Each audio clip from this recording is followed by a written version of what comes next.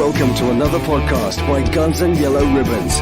This is your Arsenal podcast by Arsenal fans for Arsenal fans. Enjoy the show.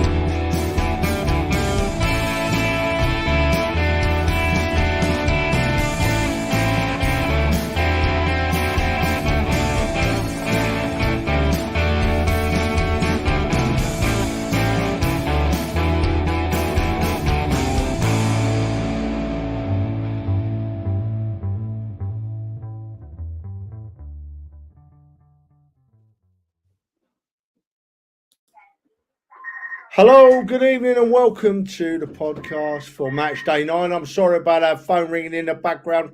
I'm up here in St Helens in the northwest. They're not very refined up here. They waited until I started and then the phone started ringing. I'm having a bad enough day as it is. They've just asked me if I want split and gravy. I'm a bit worried about that. I'm a bit worried that I went to the toilet earlier and they're a bit behind the times. So I've had to wipe my backside on the front page of the News of the World. But other than that, we're ready. We're going. Hello, Ferg. How you doing, son? I'm fine. Yeah, I'm good, mate. I'm good. I get back in Blighty. This time last week, I was on a balcony sitting in 25, 26 degrees after 2 hours of happy hour. So, yeah, I've just had dinner, got myself a drink, and I'm settled down and ready. Ferg, we know you was on a balcony in 25 degrees. You didn't stop going on about it, son. But never mind. We put up with you. It's okay. I'm not liking my background. I'm very jealous of your background tonight, Ferg. Dan, you've just walked in the door, mate, and kindly join us. How you doing, son? Yeah, I'm not going to lie, mate. That's a bit of a hit on the walking in here, you saying all that. I'm not going to lie. I had no preparation for that at all. So it was just as a shock to me as it was to everyone else listening. And seems like you've had a good day, mate. I've had a great day, mate. I love my in-laws up here. And, you know, I'm stopping in a Man United house tonight, and they're all right. They're lovely people. But don't worry, Arsenal fans. I will wipe my feet on the way out. There's no danger about that. All right. Hey, Trev, we got to explain the reason before we start on anything else. I know you didn't really want to do much on this. Let me see. Hang on. While I do it, just here we go. Yeah, we got to explain the reason on why you are up in Manchester. I'll let you talk and explain the reason, because you're up there for a very, very great cause. I am, mate. And listen, I'm sorry if you can hear some background noise. I'm sorry about that. I did ask him to be quiet, but that is quiet with these Northerners, what you can hear in the background. You don't want to hear them noisy, trust me. Right, listen, I'm up here for the whole weekend, right, for some very important reasons. Firstly, my beautiful wife and my just as beautiful sister-in-law are doing a 22-mile sponsored walk tomorrow for blood cancer research. We unfortunately lost my brother-in-law last year at the very young age of 46 to a very aggressive form of blood cancer. He fought it for as long as he could. I was so proud of him. But he beat him last June. And my wife and her sister-in-law wanted to do something just to help with the research, really. So they're doing the walk tomorrow. The link's pinned to the top of my Twitter or X page. If you feel you can give, please do. If you feel you can't, just I'm happy that you're listening. It really is very close to me. They're doing the walk. I shall be tagging along in the car, going in front of them, going behind them. The bonus for me is that the walk does a lot of miles down the East Lancs Road, and I've sussed out 2 McDonald's, 1 Greggs, 2 Costas, and a Miller and Carter. So I reckon I shall come back about 20 stone heavier tomorrow. But I'm going to be with them all the way. 22 miles. I'm hoping I'm sure they'll smash it. I'm sure they'll smash it. And thank you for letting me talk about it on here, Ferg. If anyone can give a little bit, we'll be very, very grateful indeed. Indeed. And then on Saturday, Ferg, I've got it's my mother-in-law's 70th and the wonderful Hazel, her 60th. So we've got a dual party on Saturday night. I've bought all the beers because once again, I'm not up north, so no one else was ever going to buy them. But yeah, so we're having a wonderful party. And then Sunday morning, I'm on the early train down from the northwest to London on Sunday morning, and Stone the Crows, both Man United and Liverpool playing in London. So I'm going to have a wonderful journey down on them trains, and I cannot wait. But no, thank you for listening. That's me stop waffling now, Ferg. And we need to get on to looking at this weekend's games, because I think we got a cracking weekend of football to look forward to. You know, obviously we'll leave the best game till last, and I'm going to start off. We're going to talk about Leicester and Forest. Right? Sorry, did you want to quickly talk about the Shakhtar game or not? Bother. Yeah, we could talk about the Shakhtar game. Yeah, that's it. We've covered the main points there. Let's move on. Yeah.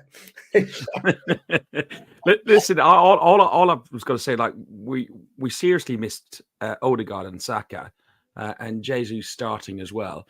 Dan, you were with us. It was another quiet affair, atmosphere wise. What did you make it again? Just give a brief synopsis.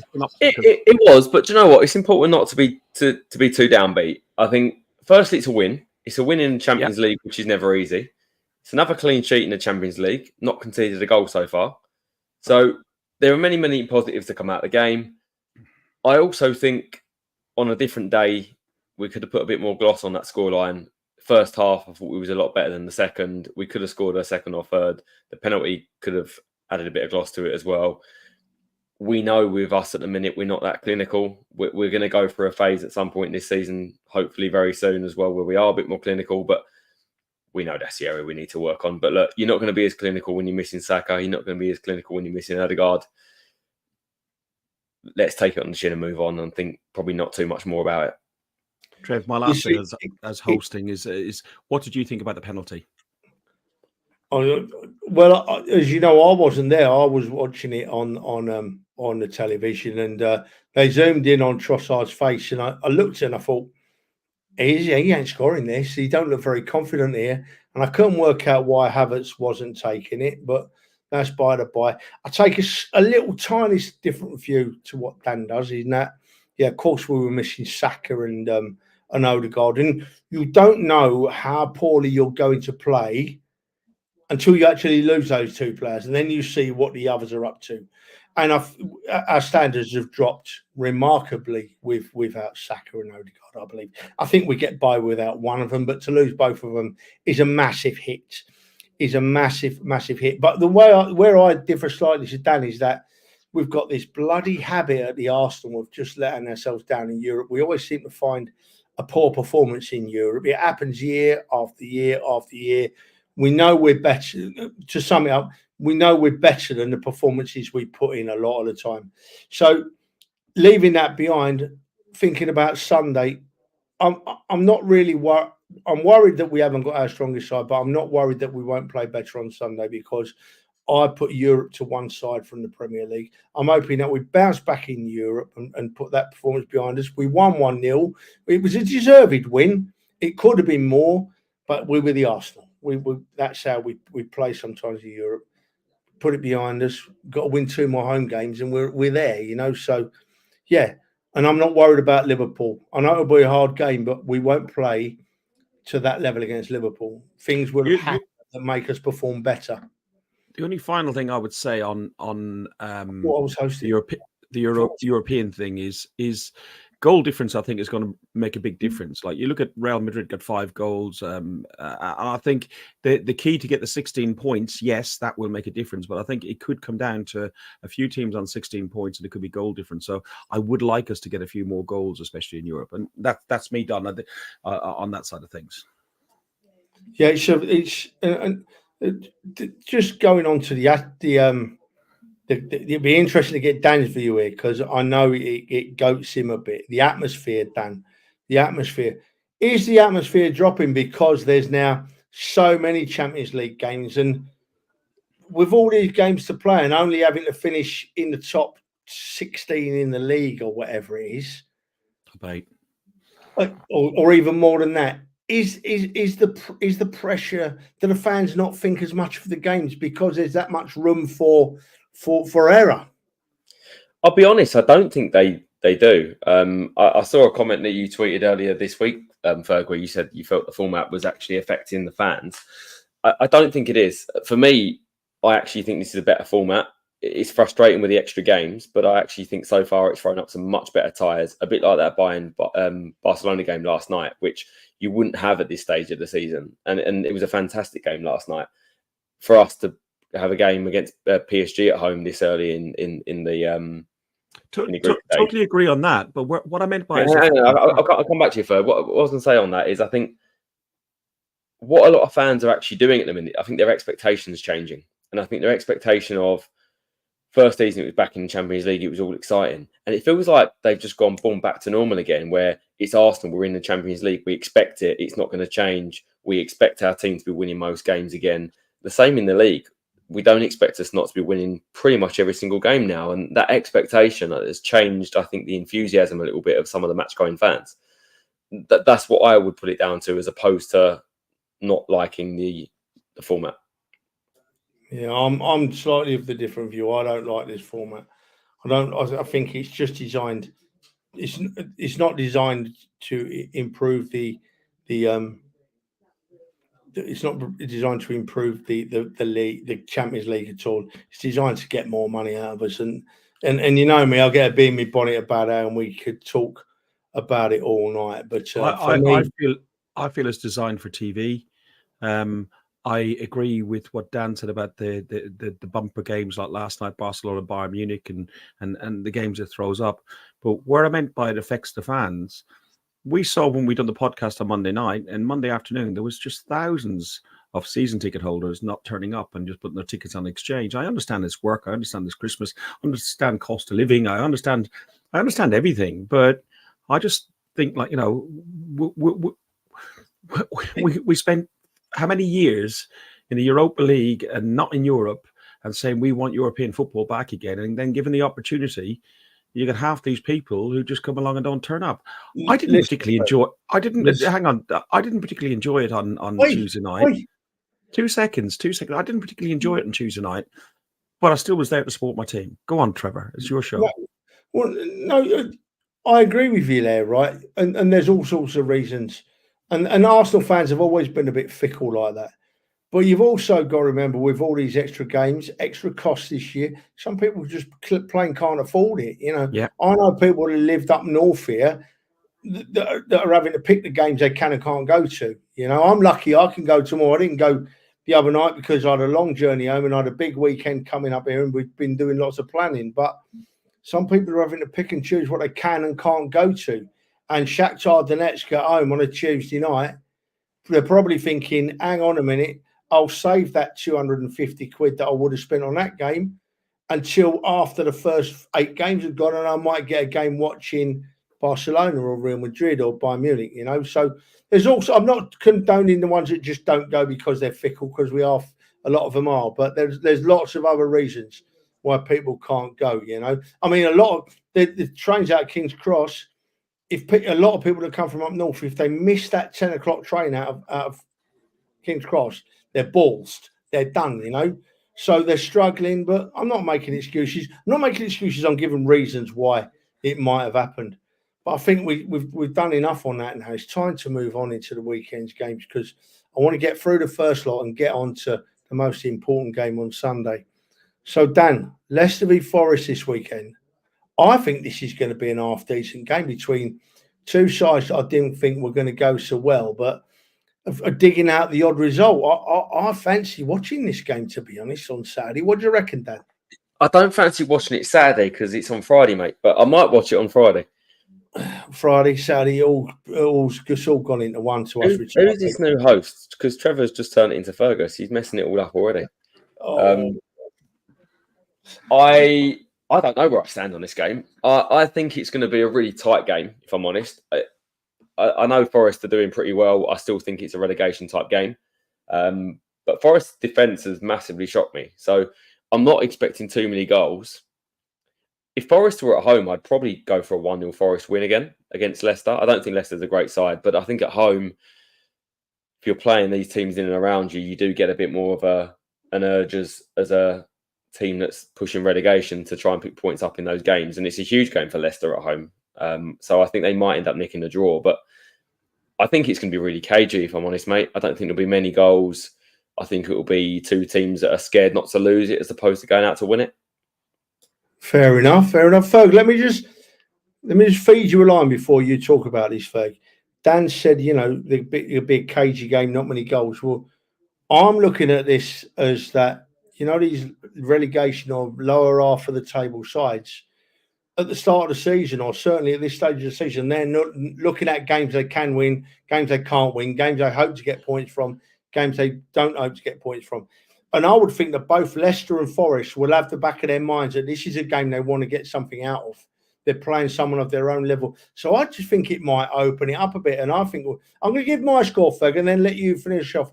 I think it'll be a 2-2 draw, Dan. I think that there'll be a couple more goals because they want to beat each other. They think they have to beat each other. Ferg, which way are you going, mate? Well, I'm thinking it's like a derby game, isn't it? Leicester, Nottingham, they're close by. They're neighbourhood derby. Leicester have won the last 2 Premier League games against Forest at home. Forest are unbeaten in 6 away games, winning 4 and drawing 2. I think it's going to be blood and bluster. I'm hoping for a good game. I won't watch it. Friday night is takeaway and on the sofa with the missus. But I've gone a Leicester win because I think Vardy is just like he'll do something like he did the other day and get himself a crafty penalty at the end. I've gone for Leicester 2, Forest 1. I'm going to make a comment here, Fergus. I meant what I put in the group chat before. I'm going to start calling you Ben White, mate. I don't think you like football because every time I speak to you, you're not watching it. You're sitting down having a takeaway with the missus. No, I love my wife more than I love football. Oh, you need to watch more football, mate, especially if you're going to talk about it and be an expert. Me too. The bonus for me is that my wife's walking 22 miles tomorrow and she'll hardly be able to walk Saturday and Sunday, so I shall just be doing as a play. That's too much information. Right, moving on. To next game, and this game is Saturday, isn't it, right? Really, 2 sides that have really impressed this season, I think. 2 sides that have really impressed, playing good football, getting wins, beating top sides. What's going to happen here, Ferg? Villa Bournemouth. What did I do for Villa Bournemouth? Having lost their first 2 Premier League games at home against Bournemouth in 2016 and 2019, Aston Villa have now won the last 2 on an aggregate of 6-1. Villa, I know they've had Europe, the top of the European Super League as it stands, I think, at the minute, or they were as of yesterday, this morning. I think that whilst I was impressed with Bournemouth last week when we played them, I think Villa are going to be stronger for them. It's at Villa Park.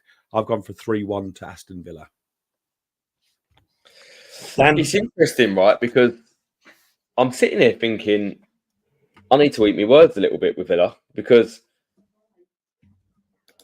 game by game, they're just getting by, winning games, and for me, going a little bit unnoticed.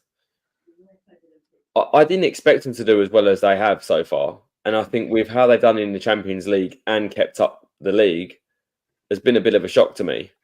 So if they keep going as they are, I might have to write a little apology to the person in the top left-hand corner of this screen, I think, because at the minute, I'm definitely being proved wrong and Trevor's being proved right with how well they're playing. So we'll see again. I do expect at some point a slip up post-Europe, but I keep expecting it and it doesn't come. So at the minute, I've gone 2-1 against Bournemouth simply because they're at home and they just look in great form. They look like they're a bit more fluid. They've got a few players coming back from injury as well. And Morgan Rogers, by the way, just looks like an absolute find for Villa. I think he'll be a fantastic player that will end up being at a top club in a few years' time. You gone for who to win, Dan? Sorry, Villa. Villa 2-1, yeah. Yeah. You see, I'm gonna milk this moment, right? Because it's not often this old man gets this right. It's not often I get to say this, but I told you so. I've been saying all season that Villa are a better side than a lot of people are given credit for, and that's because they've got a damn fine manager that organises well, particularly in Europe. I think that Bournemouth played all right last weekend, but they came up against an Arsenal side that was struggling to put two passes together and that had a player sent off the field. We can't talk about that sending off tonight because we won't have any time left. We've done that to death the other night. But I think that this is going to be a fine game of football, 2 decent footballing sides, but Villa are going to be too strong. They're going to nick it, Villa. 2-1 to Villa, I'm going. I just think they're going to get home.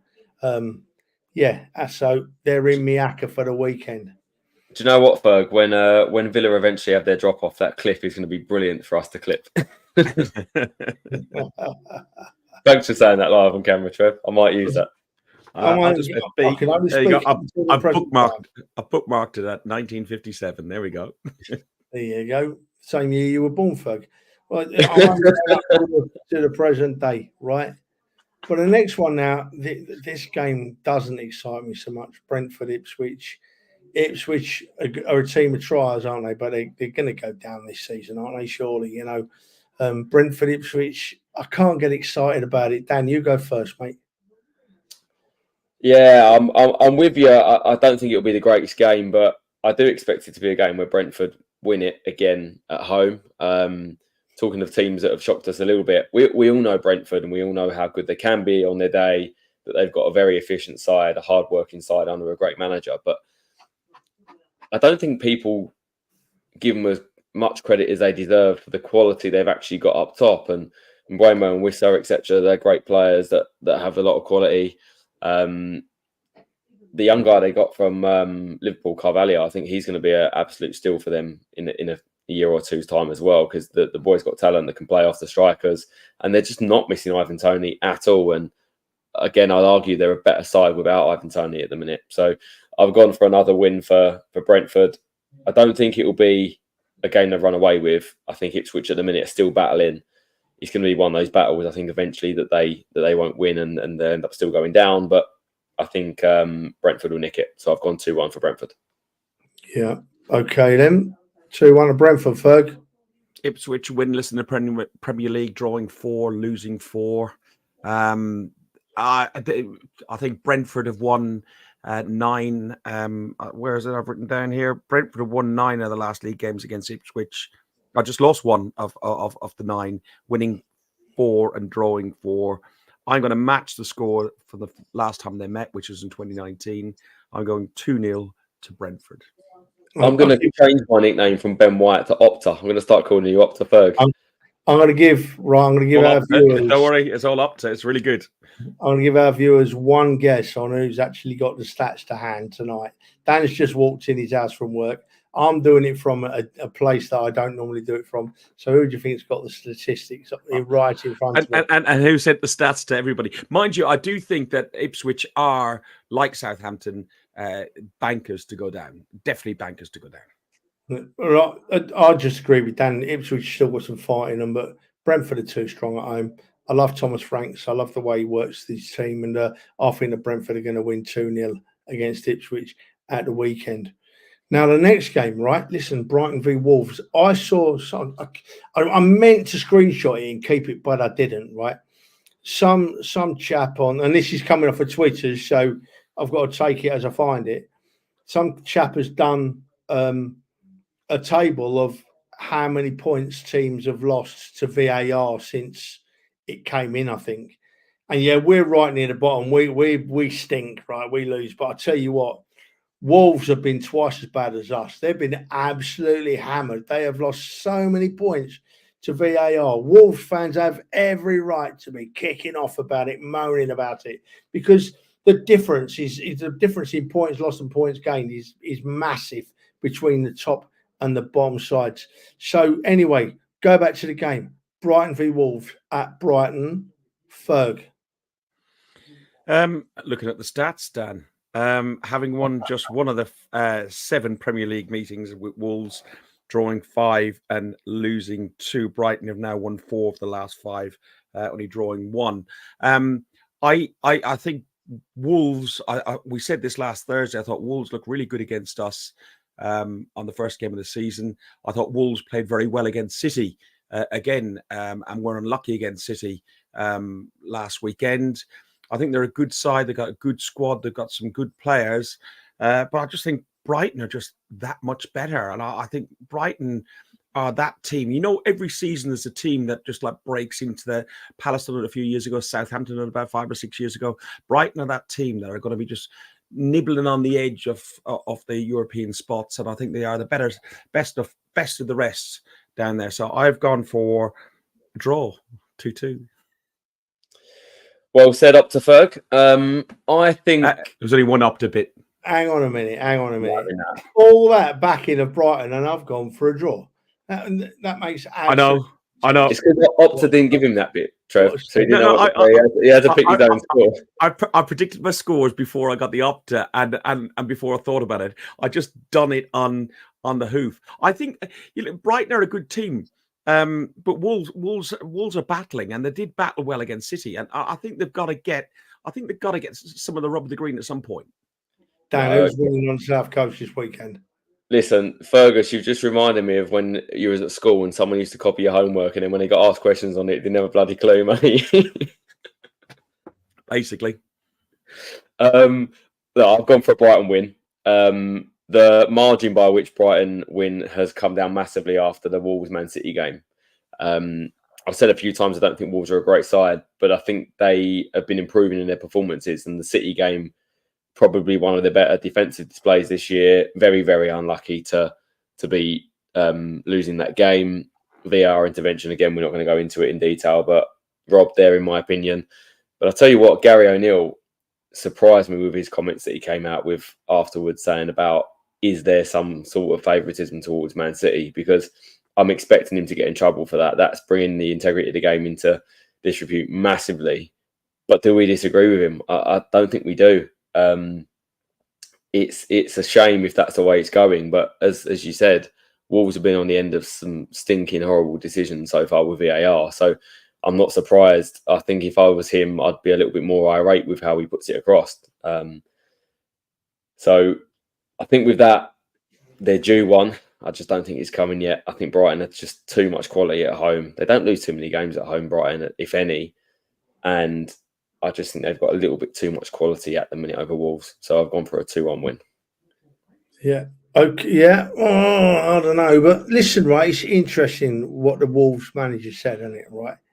Because he said what a lot of us fans have been thinking, right? And yeah, I reckon he's going to get in trouble over it. But I absolutely thank him for doing it. And what needs to happen is that he doesn't need to be standing alone. It needs 6, 7, 8, 9, 10 managers to say the same and come up with the stats to back it up, you know. And then they'll have to start listening, because at the moment they're not challenged. And a lot of managers coming out and talking against it will start to get them challenged and noticed. And that's the start of change. How did we start the change at Arsenal? We come out as fans and got noticed and demonstrated. That was the only way it was ever going to change. They won't listen to one or two, but they listen to a lot. As for the game, Brighton v Wolves, I think the Wolves' luck's got to change. I think the Wolves have been damn unlucky, and I think they're too good to be down the bottom of the league. Their luck's got to change. But Brighton are a damn fine side. So I've gone for a 1-1 draw, me. I've gone for a 1-1 draw. Wolves' luck changes a bit. They go down to Brighton and they grab a draw. They grab a draw. Now then, boys, how do we put this? Is it 115 FC or Man City, do we call them, or what do we call? Well, we've got to call them Man City because they're a football club at the end of the day, playing at home against Southampton. Man City have not been winning their games easily of recently, have they? They've still been winning games, but they've been struggling a bit. Ferg, personally, I can't see Southampton getting a look in. You, mate, what do you reckon? Not a chance. Southampton, I think it was a draw, was it? Yeah, draw against Ipswich out of their 8 games so far this season. So Southampton were very, very poor. I think they were unlucky against Leicester last week. I think they should have had a penalty and the player should have been sent off. And then when Leicester went up the other end and Vardy did what he did and their player got sent off. So I think that was really unfortunate. City have been missing Rodri and De Bruyne. 5-0. I'm going 5-0. I think it's going to be an absolutely pummeling of Southampton. Personally, I can't make a case for arguing your decision there, Ferg. Dan, can you? No, not at all. Well, firstly, in terms of what we call them, I think they've had so much dodgy money going for them. I might call them Bitcoin FC, but I don't think City have been great recently. I think the performances have dropped off, and I think the results will drop off at some point. I just don't think it's going to be this game. I think Southampton are really, really poor. I changed my score a couple of times when I typed it out. I went for 5-0, then 5-1, and then I've settled on 4-1, just hoping that it's not too much of a battering for Southampton. But I think Southampton might get a goal. just because they do continue to try and play out and be a bit positive. They're not very good at it, but they try. And I think City's defence so far isn't as solid as it has been. They will concede a goal here and there, and I expect them to score. But City are just too good going forward. Their defence of Southampton's too poor. And I expect them to have enough quality to put quite a few goals in. So, yeah, gone for 4-1, unfortunately. Absolutely. So we're all of the same mind, really. Man City are too good for Southampton. If Southampton get anything out of this game, I think it'll probably be result of the season. Would have seen the result of the season. And I'm with Ferg. I've gone 5-0 to Man City, and I'm hoping it won't be many more, But I do feel that Southampton are going to be bang up against it this weekend, and they're not going to get anything out of the game. So then Saturday we come up to the Northwest. Dan, Everton v Fulham. I like the look of this game because Everton have started picking up a bit. Fulham are capable of a decent performance. This is another game I'm liking the look of. Dan, what's your thoughts, mate? I can't really split this game. I think if it was the other way around where Fulham was at home, I'd still be backing Fulham because I think they're a good side at home. But at Goodison Park, as you said, Everton have picked up a little bit. I think the performances are improving.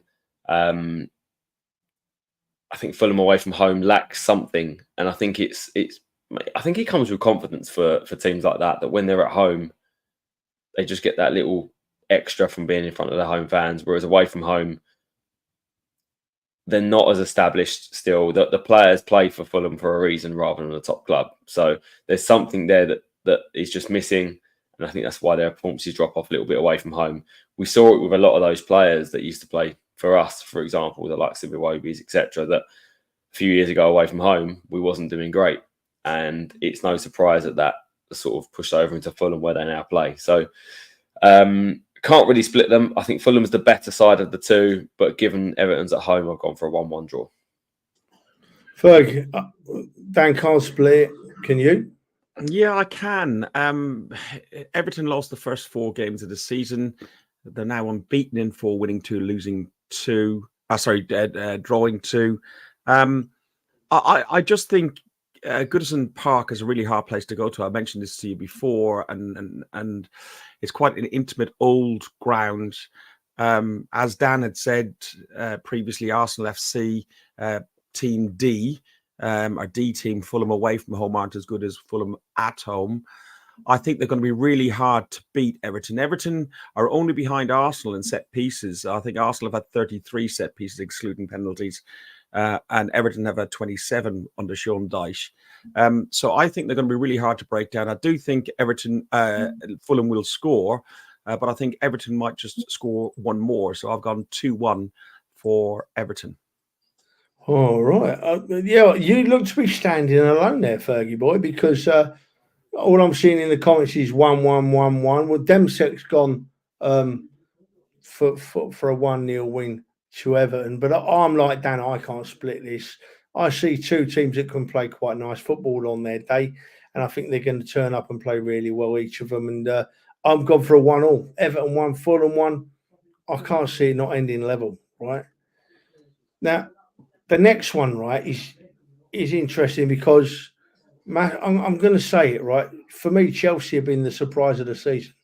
I did not expect Chelsea to be firing like they are. Absolutely not. I didn't think they'd be. I actually thought they were at risk of going near the bottom and having a bit of a battle on their hands. And they've proved me wrong. They're playing really great football. They've got people that couldn't score for Toffee last year, putting goals away. And, of course, they've got Palmer, one of the brightest young talents in the country. So who did I go to first last time? I think I went to Ferg, didn't I? So, Dan, come on. Tell us who's going to win, mate. Chelsea home and Newcastle. Who's going to win? I think this is going to be a really, really good game. And I think it's going to be a better game. The fact that Newcastle have got a few players back from injury, hopefully. I think Isak might be back potentially for them. They need that as opposed to Anthony Gordon up top. They're not the same side there. I like Newcastle. I think they've got a good squad, but I think they've not quite reached the potential of what they did when they first got back into the Champions League. And I don't think any of us want Chelsea to win, but they do look a much better side. They look like they've made the right choices in their squad. They look like they've got a bit of a pattern of play. and they look like a team that could push on for a European position.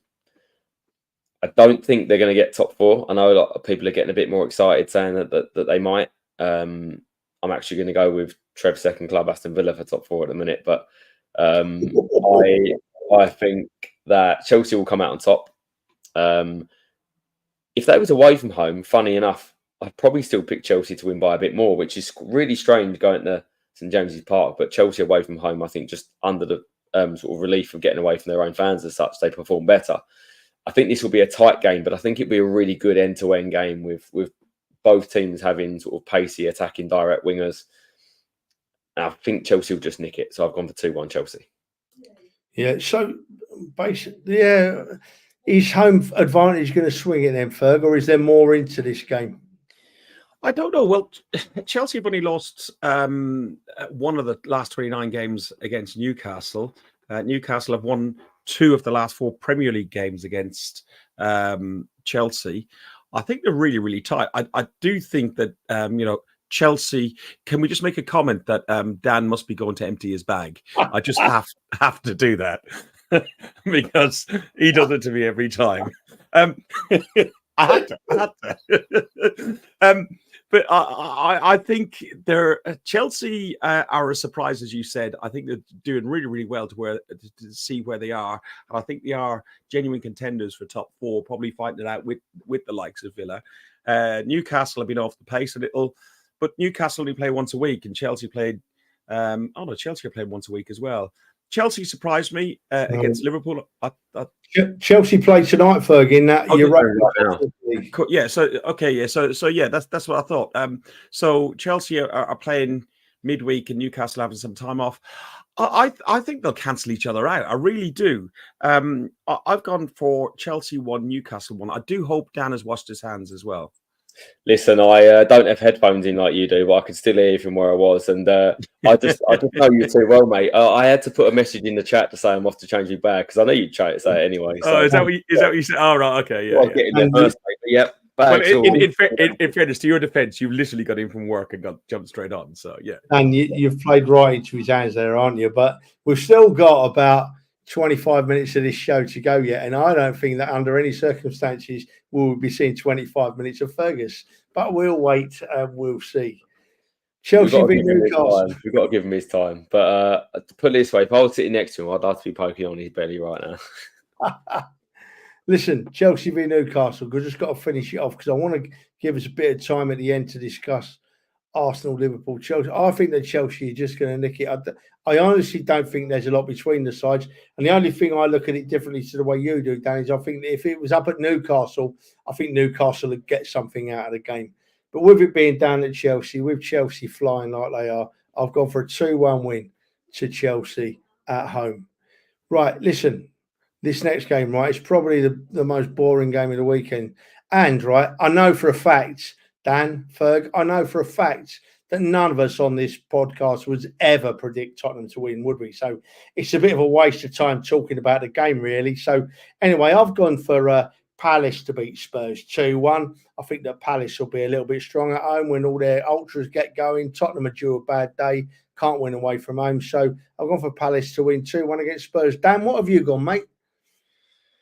I'm absolutely with you. Look, there's only one team that's out of those two that's best in London, and it certainly isn't that little chicken on the beach ball. And I'd never lower my standards as a valued podcaster on this show to ever give such a horrid opinion of Spurs winning, because it just would discredit the show if anyone ever went for that. Yeah. So I've gone 2-1 for Palace. I think their form's going to pick up a bit.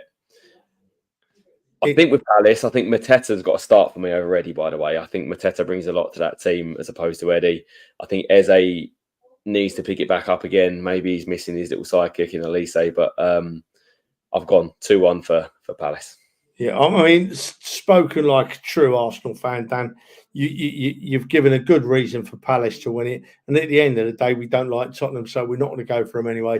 Just to reiterate, so that's both myself and Dan have gone 2-1 for Palace over Tottenham. Ferg, how about you, mate? What's your thoughts, mate? I've gone for 2-0. And that's it. No. The sound cut out. He can't have said what I just thought he said. Is it? No, I'll repeat it. I've gone for 2-0 for. I never thought I'd hear a day where I'm lost for words. Yeah, I'm lost for words. I feel like just ending the podcast now. I can't believe it. Anyone in the comments? Let's just look at it. Palace are Wait a minute. dreadful. Wait a minute. Anyone, please. If anyone wants Tottenham to win, can you please put it in the comments now? Thank you, Ferg. Over to you, mate. I do not want Tottenham to win. Palace are just dreadful. The manager is probably going to be sacked quite soon. The last time Palace beat Spurs, it was under Super Patrick Vieira. They haven't won in 18 league games against Spurs. I think Spurs are overperforming, and the media are loving them as usual. But I can just predict that the score will be 2-0 to Ferg, I'm really sorry, mate, but we're moving straight on. I'm not giving you one more little minute of airtime on that. Trev, there's only one person that should be sacked, and it ain't the Palace manager. It should be Fergus that's sacked after those. I can't believe it. I'm hoping that Fergus just read it off the paper, because I can't have any other excuse for that. He runs a wonderful podcast like this, and he comes out with crap like that. I mean, honestly, I'm going to have to go and use the front page of the News of the World again in a minute. It's got me that churned up. It really has. Moving on swiftly. I should have got an empty my bag instead, shouldn't I? West Ham v Man United. I've got to be careful what I say on this, because I'm absolutely surrounded by loads and loads of Man United fans this weekend. So, Ferg, you go first. Let's get the crap out of the way that you just spoke about. Let's bring it back. It's really interesting talking about up the stats. Man United have lost 4 of their 8 Premier League games against West Ham at the London Stadium, winning West Ham won 3 and drawn 1, more than the 20 visits that they had at the bowling ground. So I don't know. West Ham, again, another team that really have surprised me. I thought they had bought well in the transfer window. Lopetegui was a half decent manager, but they just can't seem to get it together. United are a car crash. I'm loving it. My brothers are Man United fans. It just makes me happy all day long. I know we can't speak too loudly because of your background, Trev, but I think they're both average teams, and they'll cancel each other out. And I've gone for a 2-2. Right, listen, Dan. Just before we bring you in, son. Thank you, Ferg, for that. Where are we gone? Stop it now, folks. Demsec, reality is different. I know it's different, mate. I fully understand that reality is different and that none of us want them to win. But on this show, when it comes down to talking about that live the road, we don't be realistic. We don't do realistic. It doesn't happen. The only one that does realistic is my Irish friend over there next to me. But potato. We shouldn't be doing realistic on this show. Not when it comes to that mob, mate. Dan, let's talk about West Ham Man United. I can't move on. He's just said potato, and he's just admitted a minute ago he's got a bag. He's finally realised that just being honest is the best way on the podcast. But just a shame he was too honest for the Spurs game. But never mind. You've 2 out of 3 ain't bad, Ferg. Listen, I think on the West Ham game, something like that. On the West Ham game, I think I do agree with you. They have bought well. I think they've been in a real sticky patch though, because when you go from a transition of such a defensive, tight-knit team that counters into this team that now wants to play expansive football, it does not change overnight, and you can probably not get any more of a polar opposite between David Moyes and Lopetegui. So I'm not surprised they're having issues. They need to give him time if it's going to work. So if they're going to sit there and say in a few games' time he might be out, I don't see the point of appointing him in the first place, because surely they saw some of this coming a little bit, that there will be some bumps in the road. Having said that, I do think they've got enough quality in their team to be causing Man United a few problems. We know Man United's got quite a few issues themselves. They're not anywhere near the attacking team that they ever was. They seem to leak goals, and I think their midfield at times is pretty poor. I can't really split them here. I think it could be a battle of who's worse in this game at the minute. So that's why I've gone for a 1-1 draw. But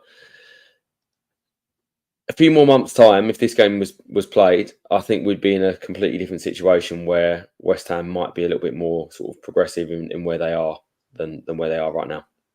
Really? That's interesting. So you think the Man United are going to start at this level and West Ham are going to move up a level, or they might both increase their levels, but West Ham are going to do a little bit better? I think this is Man United's level, mate. Honestly, they've shown nothing to say this isn't their level for the last 4 or 5 years. You see, since Mourinho left, it's haven't done much. I've just been told, I don't know if it's true, right, that Man United have got no Fernandes and no Mainu this weekend, right? And so that makes me think that these are two really poor sides anyway. But I honestly think that, and I don't know why I think it, because if you look at the games, it says differently.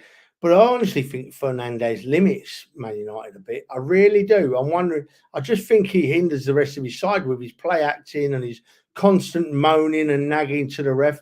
And I think he takes their focus off of the game of football, you know. But I know West Ham are poor, aren't they? My Lord, they're poor. And I think Man United are going to nick this. It's the best thing to say, really, when you're up where I am at the moment. But I honestly think that West Ham are going to nick this 1-0. So what did we go for there, Ferg? What did you go for, mate? I went for 2-2. 2-2. And you went for a draw as well, Dan? Went for 1-1. So I'm standing alone here. Then I'm standing alone. But I don't mind. I don't mind. I'm not really bothered what the score is. It's just a prediction show, isn't it? And I'm thinking, Man, you're going to win. I just want to ask you guys a quick question, and I hate doing this with your own team, but it's a lot better when you look at two teams that's not your own club. Combined 11s, right? Now, if you could look at the two teams, I generally can't see us picking that many Man United players that would get in the West Ham squad at the minute. You look at the wingers, I think Bowen, much better. I think Somerville's a decent player. I think Paqueta's a brilliant player. They haven't got a striker at West Ham at the minute, but even the holding midfielders, probably Mainu's got more quality. The others haven't shown much from Man United at the minute.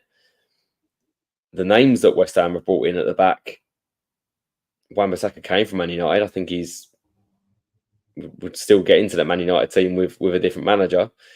I would say Mainu and Rashford. Mainu and Rashford. Do you know what? It's no good asking me that question because I couldn't name you 11 players from both the sides. I'm that little interested in them. I can name Bowen, Rashford, Mainu, Fernandes, and that's about it. De Gea in goal. You what? De Gea in goal, isn't it?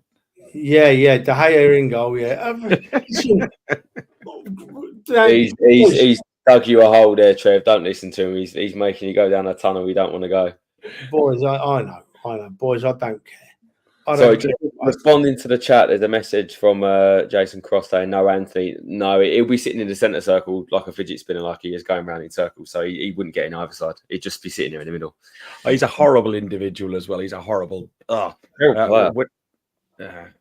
wouldn't get in my local side. He's awful. And he thinks he's a lot better than he actually is. He is absolutely awful. But look, boys, it's time to move on, right? We've got about 15 minutes left. And we've got to talk about the biggest game of the weekend, right? Arsenal v Liverpool, right? Liverpool playing really well at the moment, right? Salaries flying. Arsenal have just had a dire performance at Bournemouth. Not much better against Shakhtar, right? Arsenal got injuries coming out their ear holes. We were thinking about who we're going to name in the back four earlier when we're not sure. We don't know. I just want to go first on this because I want to sling a couple of points out for you boys to take on board, right? For me, our biggest sign of weakness in these last couple of games is that we're not pressing. We're not pressing like we do when we've got Odegaard and Saka. We're not pressing up the field. We're not worrying teams in their own third of the field, right? When we played Bournemouth last week, we were trying to press, but we didn't really worry Bournemouth in their own third of the field. And for me, that's where I think the Arsenal have got to change, right? And I see no reason on earth why we don't chuck now Wayne Wary in this game and say, right, this is a big field, son. This is a massive game, right? Go out there and do what you can. Run your arse off. I want 60 minutes out of you. Run your arse off for 60 minutes. Chase the ball down all over that top third of the field and see what you can do for us. I think that's how we improve our game and take us above Liverpool. Dan, it's your turn to go first, mate. I just wanted to feed them lines in. Go for it. I'm listening. Oh, we know where he's gone. We had to go. See, I thought, you know what it was, Trev? Under his clothing, I just saw something getting more and more bloated, and I think it's just time to change it. Dan, the man's a fool because he was giving it Billy Big Balls when you went, wasn't he? And I knew he'd have to go. It's karma. What goes around comes around. But yeah, no, he could be reading up more Opta stats while he's changing it as well. To be honest, well, he's going to come out with Arsenal have won this, another. I don't know all that rubbish, but I'll go with my heart, Trev. And I'll tell you one thing that stood out for me on Tuesday, and that's Thomas Partey cannot be playing at right back for us on Sunday because I think second half we massively missed him not being in the middle. And look, we've got so many problems potentially in defence at the minute that we need that protection in front of him. And I just think if we're going to win that game, we have to have Partey with Rice together in that midfield with someone that's with them. And I hope it's Trossard that's the guy that's in there if Ødegaard's not fit, but it has to be Partey in there with Rice. Right, listen, let me put you on the spot on that point then, because it's a really important point. Fergus and myself were talking about it earlier while you were kindly rushing home from work, mate. I don't want to see Partey playing at right back. I know. Go back to the first podcast of the season. I put my neck on the line and said, if Partey stays fit all season, we win the league, right? And I still stand by that. So we can't play Partey at right back. What's our back four then, Dan, against Liverpool? Well, look, the Calafiori, hope it's not an injury or a serious injury. He's got a strain on MCL, so he's out for about 4 months. Is that confirmed? I haven't read anything today. I've read a few bits and pieces that have been on the WhatsApp groups. He's out for a few weeks. That for me is a big blow. Look, top of my head, who's fit then? So we've got Ben White that's fit. We've got Gabriel that's fit. We've got Zinchenko that's fit. We've got question marks over Timber. Yes, we've got question marks over Timber. Yeah. Other than that, we haven't got anyone else that's available. Tommy Ash is in. Calafiori's out. Let me kick something. I'm sorry to cut you off, Dan, but this is really important point you're making here, right? Let me kick something else in there. You mentioned Zinchenko then, but when against Shakhtar, when it comes to a choice between Zinchenko and what's his name, Lewis Skelly, he went for Lewis Skelly. So yeah. Well, we had this same conversation during the game. We said that exact point that he's come on before them. But look, to start with, there's some guaranteed ones that are going to start on Sunday. Ben White, if he's fit, starts. Gabriel, if he's fit, starts. Timber, if he's fit, starts. Then it's a choice of Zinchenko, Kiwior, Lewis Skelly. Now, I don't think you do it to the young lad and throw Lewis Skelly in this sort of game coming up. It's too big a game for him to be playing on that side with Mo Salah up against him. Careers get ended by throwing players in too early, which is the exact reason why I've been against Wanyeri starting too many games in the Prem at the minute. Ease his way in. And it's the same for Lewis Skelly.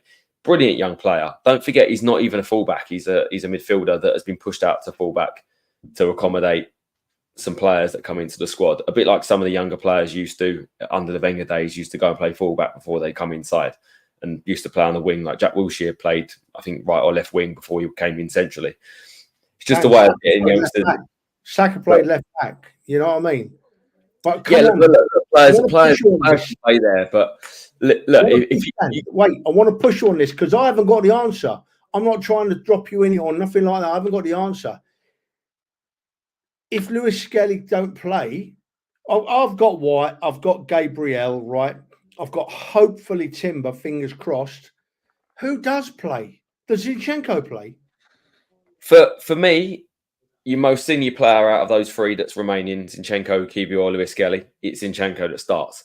But I'll tell you what I think he will do. I think he will end up going for potentially Kiwior on the basis that if Timber plays, Timber will be the guy that inverts, and then Kiwior will move into the back three with him, Gabriel, and Ben White as a three.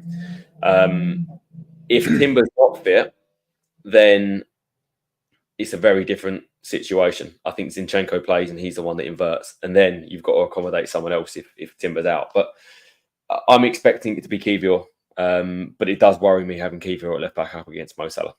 Yeah, right. Dan, I'm going to come back to you when we move up the field a bit. But Dan, Ferg, I want you to try and listen to this carefully, right? Because I know you don't listen very often. Talk about the defence, Ferg. We spoke about it before the podcast. We've had thinking time, you and me. I'll put Dan on the spot a bit there. But what do we do, Ferg, in your view, mate? What's the back four? I listening to Dan, and I agree. I don't like Partey at right back. I think you have to play. I suppose you got to play White at right back, Timber at fit at left back. Gabby doesn't move. I don't want to see Kiwior stepping in for Saliba. I think you could. I don't know if Jorginho can play there, but definitely Rice could play in that area. You could consider doing that. We're just that, considering we're the plethora of defenders at the beginning of the season, we're saying how fortunate we have to have so many defenders. Getting the injuries and the suspension at the same time has just been an absolute disaster, and it does make me worry about the game. Listen, if you're not going to drop Rice back, I would probably do either Timber or White alongside Gabby, and then I would play Zinni. So I'd put Timber, White, Gabby, Zinni. That was what I would do at the back. Fair enough. So it's a right conundrum. I would love to be listening to Arteta's thoughts this week, because I mean, he'll have a rough idea, but by God, I bet his brain's been working. My issue with Kiwior is if you're playing him in Saliba's position, you saw how he got caught out against Bournemouth, and he's not comfortable on playing football on that side of the pitch. And is he good enough to play left back up against Mo Salah? I don't think he is. I don't think he plays in centre half though, mate, because whoever plays, I think it's Gabriel left centre back and a right-footed player that plays right centre back, and that's either going to be Ben White or Jurgen Timber. I think Ben White will come inside and play there as a centre back partnership with Gabriel. He has played with him once or twice already. Has he? Beginning of last season, I think he played there somewhere anyway. But the rest of it, look, I agree. Who's better one-on-one versus Mo Salah though, Kiwior or Zinchenko? I'm not sure. Kiwior is more defensive and a better defensive player, but he's not one-on-one though. Not when someone's at him and driving at him on the wing. He's better than centre half. Wait, boys, wait. I'll tell you for why. Because I'm conscious of time, right?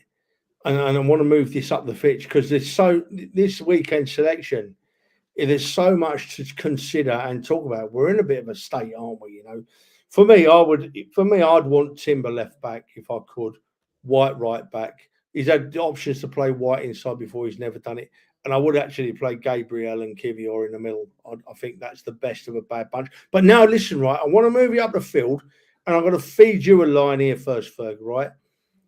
I don't think that Rice, Partey and Merino works, right? I think it looks too static. I think it looks too clumsy. I just don't think there's enough invention in them three to move the ball up the field quickly. I want two of those three. At the weekend, he went with Merino, Rice and Partey, and I didn't like what I saw. Ferg, what do you reckon on that midfield, mate? That holding in the midfield. I think he'll go for the same midfield. I think he will go Rice, Moreno, and Partey because Liverpool are a better outfit than what Bournemouth are and offer a bigger threat in that sort of area. If he opts to drop, say, Rice into the back line, then Moreno ideally he plays in the Granit Xhaka role, so that's where they want to play. And how do you accommodate that if you're going to have Saka, Trossard, Martinelli, and Havertz up top? So you'd have to forego one of them. So that's the issue. Exactly. Just before I come to you, Dan, exactly. I think that playing those three in midfield, the Rice, the Partey, the Merino, meant we had one less playing forward, right? We didn't have four pressers up front. We had three. And I thought that let us down badly at Bournemouth. I really did think it let us down badly at Bournemouth. That's where I'd squeeze Nwaneri into the side. I mean, it talks for itself. If Rice drops into defence, yeah, you play Partey and Marino, then you can still play your four more forward midfield players or the three and the striker. And I think that's how you squeeze Nwaneri into this side. But Dan, where do you stand with this midfield, mate? I mean, as I said at the beginning, for me, you don't drop Partey in at right back. You don't drop Rice into the defence if you can help it. I think you have to have in this game Partey and Rice next to each other. We're going to need a lot of energy and ground being covered by those two. And there's only one clear player that plays ahead of them, and that's Trossard at the minute. In this game, it has to be Trossard because it has to also be Martinelli at left wing. He has Trent on toast every single time he plays him. And at home, I think he'll be a key player for us just as much as Saka is. Both our wingers there. And it has to be Havertz up top. For me, that the front six is nailed on and doesn't change for me. It's just a case of who plays defence. Let's remember. Wait a minute. 1 second. They're without Jota and they're without the keeper as well. Yeah, but that doesn't mean we change what we do. I think we have to pick our best team and keep as many cogs in their right positions and not move too much around like a jigsaw. There's no point moving defenders out, then dropping midfielders into defence and then having to find a new player in midfield. We've got too much of that already. I don't think we can do that. So listen, wait, Ferg, because we play Rice and Partey. I don't disagree with that. So then we're looking at the front four, and you've put Trossard in, and I take it with Martinelli and Havertz, right? Who's the fourth one? Who's the fourth one? Wait, Ferg, you go first, mate. Dan, you think about it. Saka. If Saka's fit, he starts. I'm thinking in my head, Saka's not fit. If Saka's fit, it's a no-brainer. But if Saka can't play in the game, if Saka's not fit, I would flip Martinelli over onto the right-hand side and put Jesus and put Sterling in his preferred left-sided berth, and I think he can cause all sorts of trouble. Dan? No, I mean, just no, absolutely not. Look, as I said, don't keep putting square pegs in round holes. Martinelli, left winger, play on his best side. Jesus can play on that right wing. He played there for many, many games for Man City. Very, very well there. I actually thought Jesus had a pretty decent performance on Tuesday. I think he looked lively. If Saka's not fit, Jesus starts on our right-hand side all day long because of his energy as much as anything else. But it has to be him. So you've gone Trossard, Martinelli, Havertz and Jesus. Ferg, you've gone Trossard, Martinelli, Havertz and Sterling. I would go Trossard, Martinelli, Havertz and Nwaneri. I honestly would. So would you consider dropping Nwaneri, dropping Trossard and Nwaneri in that position because he can play that 10 role and maybe he would just be a bit more of a threat?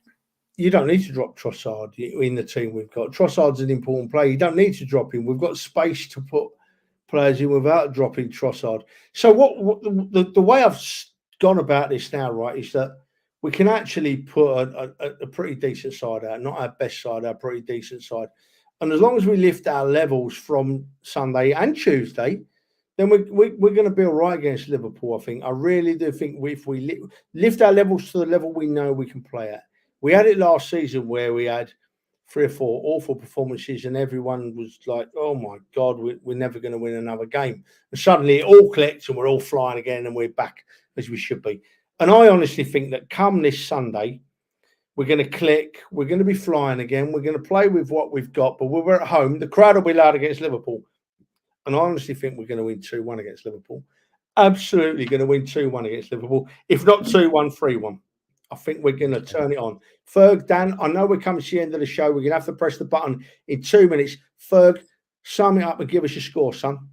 Well, we're 24 games unbeaten in 2024, only lost against Bournemouth. We haven't lost 2 in a row since that period where you said we had a blip, which was West Ham and Fulham at Christmas last year. Before I started hearing about the news of possible players being available, I put a prediction of a score down here, but that was heart more than head. I thought we were going to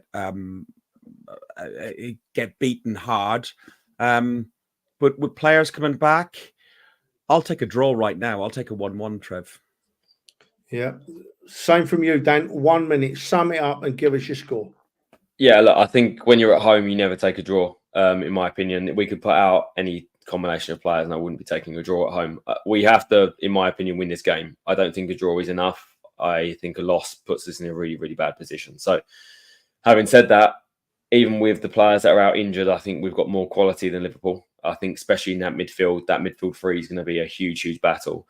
But we have to be clinical, and I think the wide men will be key as well. Hopefully, Saka's fit. I think he'll be huge with Martinelli on the other side, and Havertz does what he does. I think he's a great part of our team that I think brings everyone together. So I'm expecting us to win.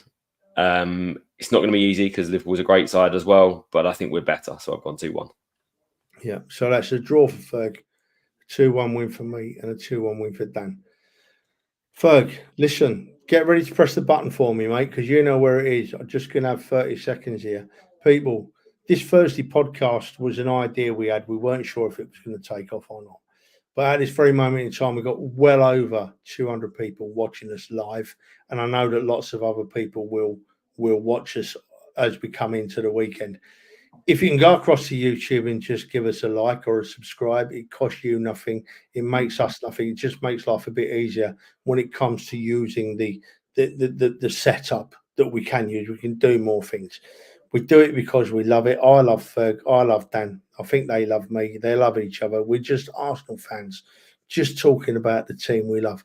Now, and if you think you've got a bad evening, when we hang up on this podcast now, I've got to go and sit with a load of Man United fans and watch a bloody Man United game live. To be honest, I'd rather crap in my hands and clap. But I'm a guest, so I'll have to watch it. Ferg, press the button, please, son.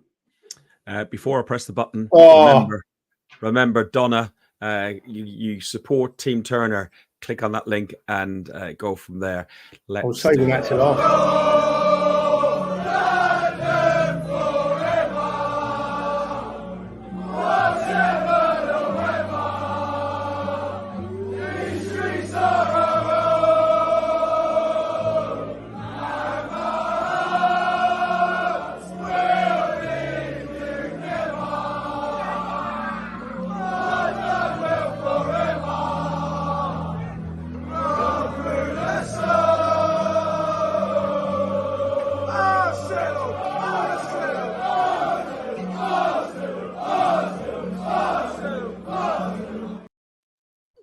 Listen, right, Ferg, thank you for putting that up. Tomorrow, I just want to finish off with this walk tomorrow, and I make no apology for going on about it tonight, right?